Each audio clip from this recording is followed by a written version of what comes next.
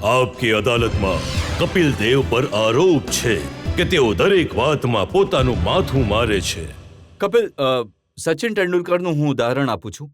થોડા દિવસ પહેલા તમે સચિન જ્યારે એને ઈજા થઈ હતી, એ બહાર બેઠેલા હતા ફિલ્ડની, તો તમે કહ્યું હતું કે હવે થઈ ગયું સચિન, હવે જરા રિટાયર થઈ જાઓ. એવું નથી મેં કહ્યું. આઈ થિંક એ જ છે કે માણસ શું કહે છે અને સામેવાળો શું વિચારે છે, શું લખે છે અને તમે શું વિચારો છો. જો મારી પાસે તમારું આ 21 જૂન 2005નું ચંદીગઢમાં અપાયેલું નિવેદન છે. એમાં લખ્યું છે કે કપિલે રોટરી ક્લબના કાર્યક્રમના પ્રસંગે પત્રકો સાથે વાતચીતમાં કહ્યું, સચિન હવે 32 વર્ષના થઈ ગયા છે, એમનું બેસ્ટ ફોર્મ વીતી ચૂક્યું છે. બિલકુલ સાચું કે એ 18 વર્ષના નથી, એ આજે 33 વર્ષના થઈ ગયા છે અને 18 વર્ષના છોકરામાં અને 33 વર્ષના છોકરામાં ઘણો ફરક હોય છે. The best is gone. જેટલું એણે દેશને માટે સેવા કરી છે એ આપણા કોઈ ક્રિકેટરે નથી કરી. બટ બધાએ એક દિવસ જવાનું છે. જે દિવસે એ જાય અમે ઘણી ઇજ્જતથી એને મોકલવા ઈચ્છીએ છીએ. આ મેં કહ્યું હતું, જે દિવસે એ રિટાયરમેન્ટ લે અમે પણ એને ઘણી ઇજ્જતથી અને માનથી એને મોકલીએ. બટ લખવાવાળો કહે છે કપિલ દેવે કહ્યું રિટાયરમેન્ટ લઈ લો. હું કોણ થાઉં છું? મેસેજ તો એ છે કે જે દિવસે એ જાય આવા પ્લેયરને આપણે ઇજ્જતથી મોકલવો જોઈએ. કપિલ, જે દિવસે સૌરવ ગાંગુલી છોડવા ઈચ્છે આપણે એમની સારી પરફોર્મન્સ યાદ કરવી જોઈએ અને કહેવું જોઈએ કે એણે હિન્દુસ્તાનની ઘણી સારી સેવા કરી છે. પણ સચિન વિશે જે સમયે તમે આ કહ્યું, એના પછી જ્યારે સચિન આવ્યા અને સચિનની બેટ ચાલી, તો એવી ચાલી કે તમે પછી કંઈ બોલી ન શક્યા. મને બોલવાની શું જરૂર છે? Sachin will never be 20 again. આજે તમારી સામે બોલી રહ્યો છું and he can not play the way he use પણ ટુ હવે પ્લે. જે રીતે બેટિંગ કરે છે, લોકો કહે છે 18 ના નહીં 17 વર્ષની જેમ બેટિંગ કરે છે. Good luck. મારું પોતાનું અનુમાન છે કે એ જે એમણે બેટિંગ આપણને શારજામાં બતાવી હતી કે ઓસ્ટ્રેલિયામાં બતાવી હતી અર્લી હિઝ લાઈફ, આપણે એવી બેટિંગ ફરીથી નહીં જોઈ. He is very matured but he is not the Sachin we use to expect. હું હજુ પણ માનું છું કે એના જેટલો ટેલેન્ટેડ પ્લેયર નથી આવ્યો. બટ દરેક પ્લેયરનો એક દિવસ આવવાનો છે અને એણે જવાનું છે. જો આપણે કહીએ કે સચિન 50 વર્ષ સુધી આવું રમી શકે છે તો નહીં.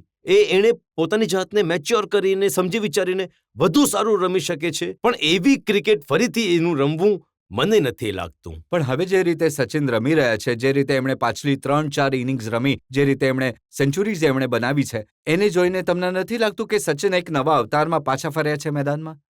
જુઓ, તમે એક 100ની ઉપર કે 50ની ઉપર વાત કરી શકો છો.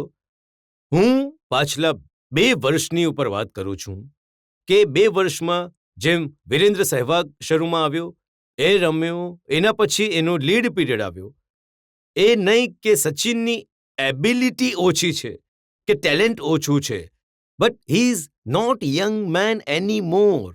હી is not the best what he was. કે સચિન તેંડુલકર જેવો પ્લેયર સિંગલ હેન્ડેડલી મેચ જીતાડવા વાળો હતો. He became a matured back seat player. Let youngest win the match. But એ બધાની સાથે થવાનું છે. આજે રાહુલ બોલ બનેલા છે. 2 વર્ષ પછી એમનો પણ ટાઈમ આવવાનો છે કે other young star will take over. આ કોઈ ખોટી વાત નથી. આ આપણા વિચારમાં ફરક નથી. એકના એક દિવસે હું રિટાયર થયો, ગાવસ્કર સાહેબ રિટાયર થયા, ડોન બ્રેડમેન રિટાયર થયા. બધાને થવાનું છે અને બધાએ પોતપોતાના ટાઈમ પર ઘણું સારું પરફોર્મ આપ્યું છે. યુ કાન્ટ એક્સપેક્ટ કે સચિન જેવા પ્લેયરે જેણે 40-100 કર્યા છે, શું આપણે ઈચ્છીશું કે એ 100 વર્ષ સુધી ક્રિકેટ રમે? એવું નહીં થઈ શકે. આ માત્ર આપણે આપણા સપનાઓમાં વિચારી શકીએ. એ વધુ 2 વર્ષ રમે તો આપણને ઘણી ખુશી થશે. પણ જેટલું એમણે દેશ માટે કર્યું છે એનાથી આપણને ઘણો સંતોષ છે કે તેઓ આપણી આશાઓથી ઘણું વધારે સારું રમ્યા છે. તમે દરેકને રિટાયરમેન્ટની સલાહ આપો છો. સૌરવ ગાંગુલીને પણ તમે કહ્યું કે રિટાયર થઈ જાઓ. ભાઈ, નહીં રિટાયર થાવ. તમે જો ક્વેશ્ચન પૂછો છો, જવાબ નહીં આપો તો તમે આવીને મારી ઉપર બોલો છો. આજકાલ કંઈ નથી બોલતા. ભાઈ, જો તમે કંઈ ક્વેશ્ચન પૂછશો ક્યાં તો હું જવાબ આપીશ કે ચૂપ થઈને બેસી રહીશ. ચૂપ થઈને બેસવાનું છે નહીં. પણ તમે તો એ કહ્યું ને કે સૌરવ ગાંગુલી અપમાનજનક જીવન જીવી રહ્યા છે, એનાથી એમણે એવું નથી. એવા વર્ડ હું નથી યુઝ કરતો અપમાનની. આઈ થિંક તમે તોડી જોડીને વર્ડ નાખવા ઈચ્છી રહ્યા છો કે હું નથી ઈચ્છતો કે આટલો મોટો પ્લેયર, સૌરવ ગાંગુલી જેવો પ્લેયર વિનંતી કરીને ક્રિકેટ રમે. જેટલી એમણે સેવા કરી છે એ શાનથી બહાર જાય અને આપણા હીરો બનીને રહે. સચિન પણ, રાહુલ પણ, ધોની પણ, હરભજન પણ, અનિલ કુંબલે પણ, જ્યારે પણ એ જાય શાનથી જાય, કારણ કે એમણે એટલી આપણને ખુશી આપી છે, એટલું એમણે પરફોર્મ કન્ટ્રી માટે આપ્યું છે. તો એનું મારા વિચારમાં થોડું અલગ છે, કહેવાની રીત અલગ છે.